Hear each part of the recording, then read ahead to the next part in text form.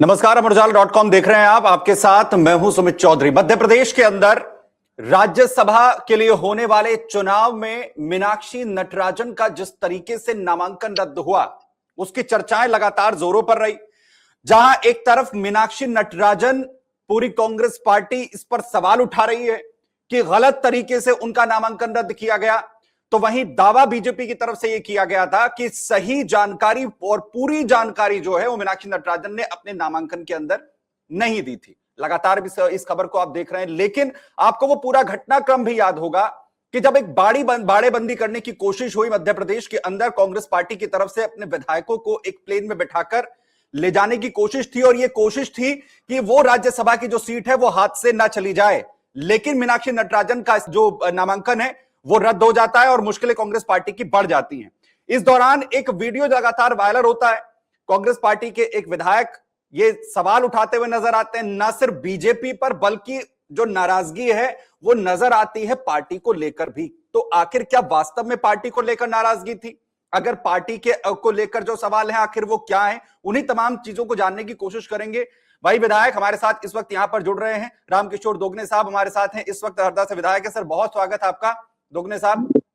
नमस्कार। नमस्कार। और दोगने साहब, इसी पहला सवाल मेरा यही है, उसी वीडियो के साथ शुरुआत करते हैं। एक वीडियो वायरल हुआ जब आप प्लेन में बैठाकर आप सभी को ले जाने की तैयारी थी, जो बाड़ेबंदी का पूरा सिलसिला जो है वो शुरू होना था। वहां से शुरू करते हैं, क्योंकि आज कोर्ट की तरफ से, सुप्रीम कोर्ट ने जो याचिका दाखिल की गई थी मीनाक्षी नटराजन की तरफ से, उसे सुनने से इनकार कर दिया। लेकिन सबसे पहले ये कि नाराजगी क्या थी? आपने अपनी बात में उस वक्त ये कहा कि विधायकों की बेइज्जती जो है वो करवा दी है, ना सिर्फ बीजेपी ने बल्कि पार्टी के नेताओं ने भी। नहीं, मेरा कहने का मकसद ये था, एयरपोर्ट पर जिस तरह के 5 घंटे रुके रहे थे, उसको लेकर कहना था कि 5 घंटे विधायक अगर लाइन में खड़े रहे तो बेइज्जती ही है। तो मैनेजमेंट प्रॉपर नहीं किया गया था। एयरलाइंस के द्वारा भी बार बार गुमराह किया जा रहा था, तो वो चीजों को मैनेज नहीं किया गया हमारे लोगों ने, तो उसके ऊपर नाराजगी थी मेरी कोई। और इसके साथ ही हमारा डमी फार्म नहीं भरा गया, वो बातें भी हमने की थी। तो वो पर्सनल हमारी बातें थी, वो मैंने की है। और निश्चित नाराजगी व्यक्त की थी कि भाई ये परिवार सहित आ गए लोग और इनको तकलीफ हो रही है, यहाँ लाइन में बैठे हुए अंदर जाने तक की परमिशन नहीं मिल रही है। तो ये दुर्भाग्य है कि मध्य प्रदेश में विधायकों की ये स्थिति भाजपा की सरकार में हो रही है, और भाजपा की सरकार है, एलायंस पे भी भाजपा की केंद्र सरकार का कब्जा है, और वो लोग एंट्री तक नहीं अंदर दे रहे हैं। तो वो चीजों को लेकर मेरी नाराजगी थी। नहीं दोगने साहब, 5 घंटे का आप लोगों ने वक्त बताया कि प्लेन में आप लोग बैठे रहे, उसके अलावा बाहर बैठे रहे, और प्लेन को कैसे टेक ऑफ नहीं होने दिया गया। उस वक्त क्या चल रहा था वहां पर, जब आप ये कहते हैं कि पार्टी के जो नेता हैं वो विधायकों की बेइज्जती करा रहे हैं? बीजेपी पर तो विपक्ष के नेता के तौर पर आपकी बाकायदा आपका अधिकार बनता है कि आप सवाल उठाएं। बीजेपी ने क्या कुछ किया मीनाक्षी नटराजन के इस पूरे नामांकन रद्द होने में, उनकी क्या भूमिका है, उस पर भी आप सवाल उठाएं, उसे भी हम जानेंगे आपसे। लेकिन जब आप लोग वहां पर थे, आपसे संपर्क कौन कर रहा था, चल क्या रहा था वहां पर? वहां पे सभी थे, हमारे नेता भी थे। बार बार एयरपोर्ट अथॉरिटी बार बार हम लोगों को समझा रही थी, 10 मिनट में आ रहा, आपका परमिशन आ रही, 10 मिनट में आ रही, 10 मिनट में आ रही। ऐसे करते करते 4 घंटे हमारे निकाल दी, 4 साढ़े 4 घंटे। उसके बाद अंदर लिया, अंदर लेने के बाद हमको बोर्डिंग पास नहीं दिए, लिस्ट से अंदर ले रहे, फिर बोर्डिंग पास दे रहे। ऐसे टाइम पास जो सरकार करवा रही थी अपने एयरपोर्ट अथॉरिटी से, तो वो गलत था, उसका विरोध था हमारा। और हमारे लोगों से ये मेरा कहना था, मैंने बोला भी हमारे लोगों से कि भाई इसको पहले से करा लेना चाहिए था, हम लोगों को यहाँ बुलाने की बजाय। आपको यहाँ बुला के बिठाना नहीं चाहिए था, पहले आप करा लेते, इसके बाद फिर बुलाते तो ज्यादा अच्छा रहता। ये चीजें थी उसमें।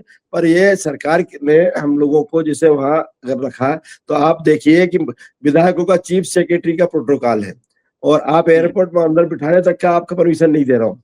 तो ये दुर्भाग्य है कि विधायक की ये स्थिति अगर हो रही है, तो देश का क्या होगा आगे आने वाले समय में, देश की क्या स्थिति बनेगी, और विधायकों के साथ ही हो रहा तो आम आदमियों के साथ क्या होगा। ये सब चीजें मैंने बताई थी उस टाइम।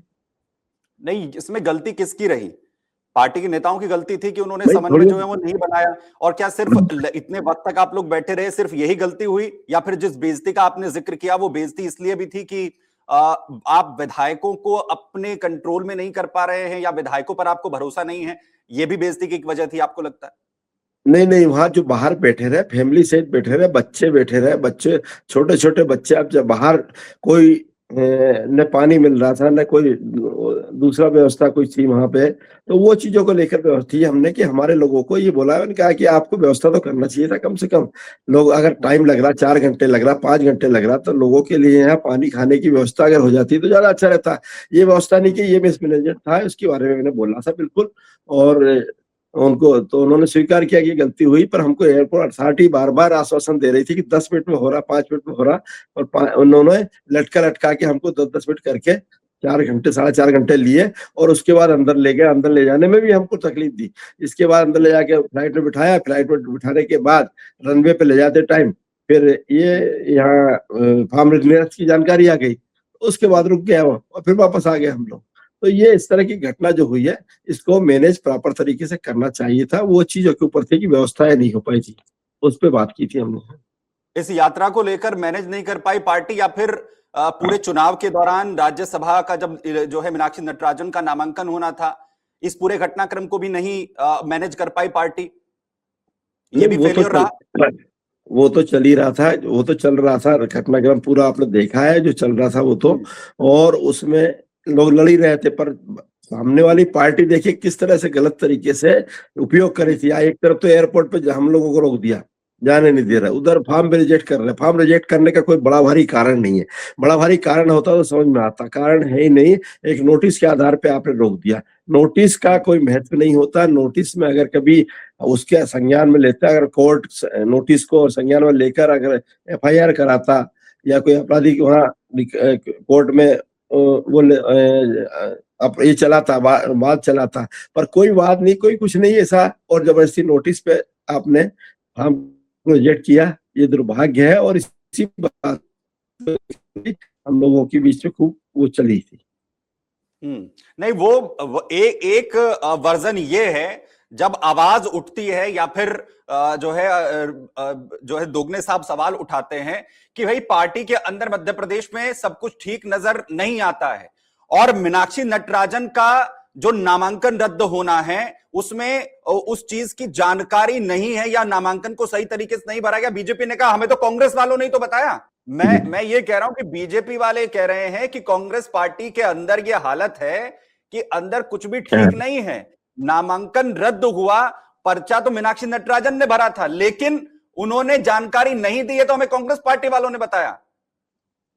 नहीं, मेरा बीजेपी वालों से यह कहना है कि आपको अगर किसी ने बताया तो नाम क्लियर करिए। आपको किसी ने बताया, कोई नेता ने बताया है, कोई ने जानकारी दी है, तो आप क्लियर करिए ना। क्लियर नहीं कर रहे हैं, इधर माइंड डाइवर्ट कर रहे हैं। आपने फॉर्म गलत तरीके से रिजेक्ट किया है, और उसको बचाने के लिए आप कांग्रेस के ऊपर ही ढोल रहे हैं। इस तरह की बातें हो रही है। ये अगर है तो क्लियर करें आप। आपके पास कौन नेता ने खबर दी है, आपको कौन ने जानकारी दी है? जानकारी अगर दी है तो बताएं, आप स्पष्ट करें। स्पष्ट नहीं कर रहे हैं, सिर्फ गोलमाल कर रहे हैं। और गोलमाल इसलिए कर रहे हैं कि ये जो आरोप लग रहा है, जनता भी देख रही है कि किस तरह का अन्याय भाजपा की सरकारें कर रही है, और किस तरह से, जब आपके पास संख्या बल नहीं है, आपको 48 की संख्या है, आपके पास 58 चाहिए था, 10 वोट कहां से लाते, ये तो बताया आप। पर वो चीजें बता नहीं रहे, उस पर चर्चा नहीं कर रहे हैं कि 10 वोट हम कहां से लाएंगे। आप खरीद फरोख्त की एक तरफ बात करते हैं, एक तरफ ये फॉर्म रिजेक्ट करा दिया। आपको जब लगा कि ये सब विधायक संगठित होकर, कांग्रेस के विधायक एक साथ हैं, एक साथ वहां मीटिंग भी की, मीटिंग करने के बाद एक साथ जाने को तैयार हो गए, परिवार सहित सब लोग जाने के लिए तैयार हो गए कोर्ट, तो और जा रहे थे। तो अब सब देखा कि नहीं हो पाएगा, अपने को कोई खरीद नहीं पाएंगे, या किसी तरह का कोई वो नहीं हो पाएगा, हमारा कैंडिडेट हार जाएगा। तो ये घबराहट में इन्होंने ये निर्णय लिया, और इसको पर्चे को कैंसिल किया। तो ये इस तरह का खेल खेल रहे हैं। तो खेल नहीं होना चाहिए। प्रजातंत्र में सम्मान होना चाहिए, कानून का सम्मान होना चाहिए, और कानून के अंतर्गत काम होना चाहिए। जब तक आपके पास संख्या बल नहीं है, तो फिर ये कोशिश करना ही नहीं चाहिए था। नहीं, वो तो ये कह रहे हैं कि कांग्रेस पार्टी को अपने विधायकों पर भरोसा ही नहीं था, इसीलिए सबको इकट्ठा कर ले जा रही थी। और फिर उसी कांग्रेस पार्टी में से जब उनको लगा कि सभी को जाकर एक होटल में बंद कर दिया जाएगा, कोई संपर्क नहीं होगा, परिवार भी बकायदा जो है वो साथ भेजे जा रहे हैं, तो उन्होंने कहा कि अब साहब आप ये काम करिए, नामांकन ही रद्द करवा दीजिए। उसका तरीका जो है कांग्रेस पार्टी के उन्हीं नेताओं में से किसी ने बता दिया उनको। वो नाम बताए, कांग्रेस पार्टी का कोई नेता उनसे मिला है तो नाम बताए ना। नाम बताए तो बिल्कुल निश्चित है पार्टी कार्रवाई करेगी। दोगने साहब अपने पत्ते कौन खोलता है?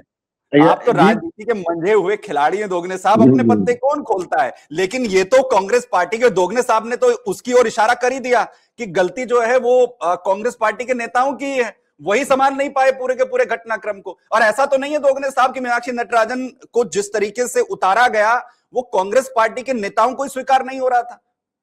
नहीं नहीं, ऐसा कुछ नहीं, सर्वसम्मति से उतारा गया और हम लोगों की मीटिंग हुई, उसके बाद ही फॉर्म भरा गया। सब सर्वसम्मति से हुआ, उसमें कोई दिक्कत नहीं। सिर्फ व्यवस्था को लेकर मेरी बात हुई थी कि व्यवस्था नहीं कर पा रहे, तो व्यवस्था के ऊपर ध्यान देना चाहिए।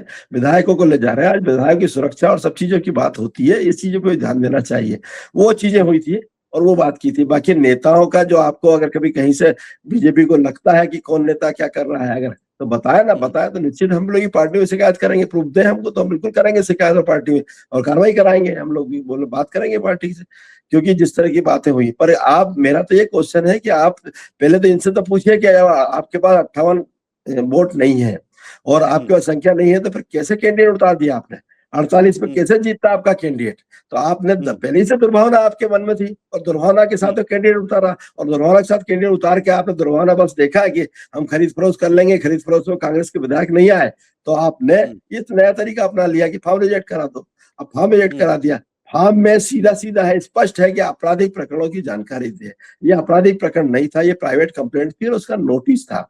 और ये भी नोटिस थर्ड पार्टी नोटिस था। पहले तो जो दोनों थे जिनकी लड़ाई आपस में थी, जिन्होंने आपस में लगाया था, उनमें से इनने आरोप लगाया था कि ये कांग्रेस के प्रभारी हैं और ये उनको मदद कर रही है। बस इतना सा आरोप था, इसके अलावा कुछ नहीं था उसमें। तो इस आरोप से कोई फॉर्म रिजेक्ट होना चाहिए क्या?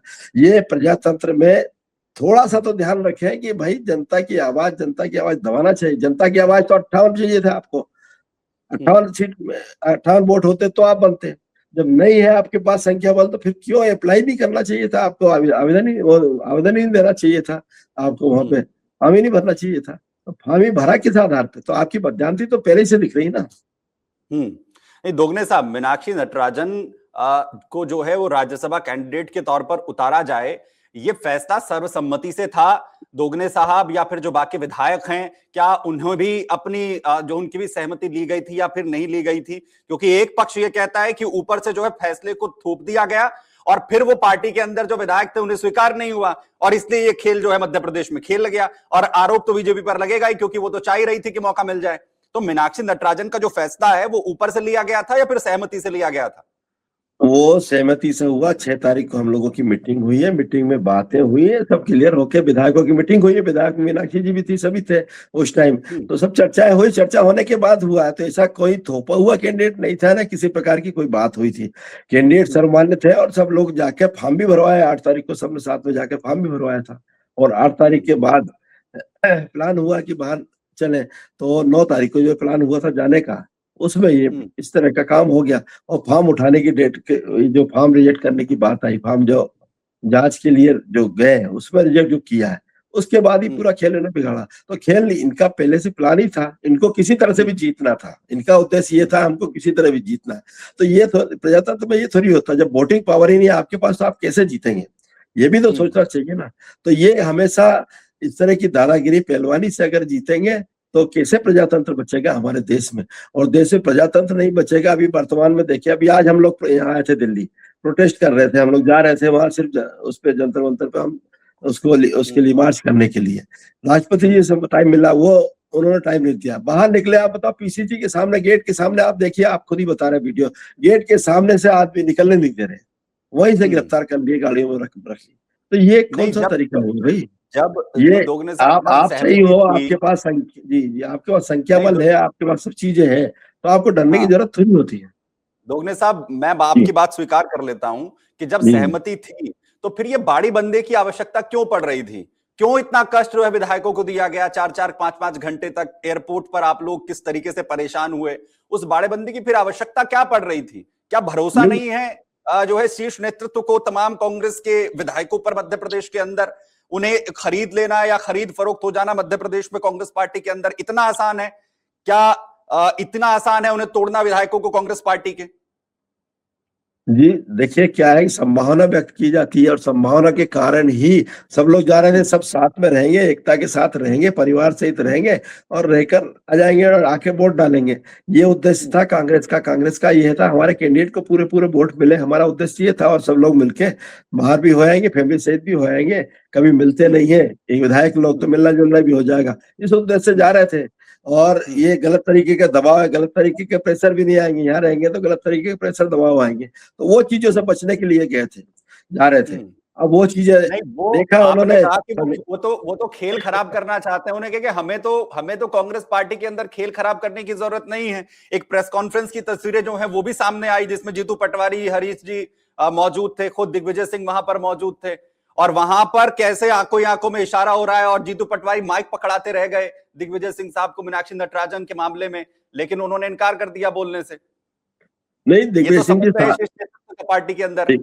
दिग्विजय सिंह जी 6 तारीख से साथ में थे और साथ में मीटिंग में भी रहे हमेशा, और सब चीजों में साथ में थे, ऐसा कोई कुछ नहीं था। और न मीटिंग का ऐसी कोई बात हुई है, ये बाहर ही आपको दिख रही है, सोशल मीडिया पे दिख रही है, बाकी वहां कोई बातें नहीं हुई है। मीटिंग में हम लोग भी थे, वहां कोई ऐसी कोई बात नहीं हुई कि आपस में कोई मन उठा हुआ हो, कोई बात हुई हो या आपस में चर्चा हुई हो, ऐसा कुछ भी नहीं हुआ। अभी भी साथ में, आज भी सब लोग आए हैं और सब साथ में है, सब साथ में गिरफ्तारी दी सब लोगों ने, और गिरफ्तारी देने के बाद अभी सब लोग साथ में खाना खाया है। दोगने साहब, मेरा आखिरी सवाल है, पार्टी नेतृत्व तो कुछ कहा है? उस दिन आप ये कह रहे थे कि तमाम चीजें पार्टी के शीर्ष नेतृत्व के सामने रखेंगे, आप बताएंगे कि पार्टी के नेता कहां गलती कर रहे हैं। कुछ बात हुई आपकी?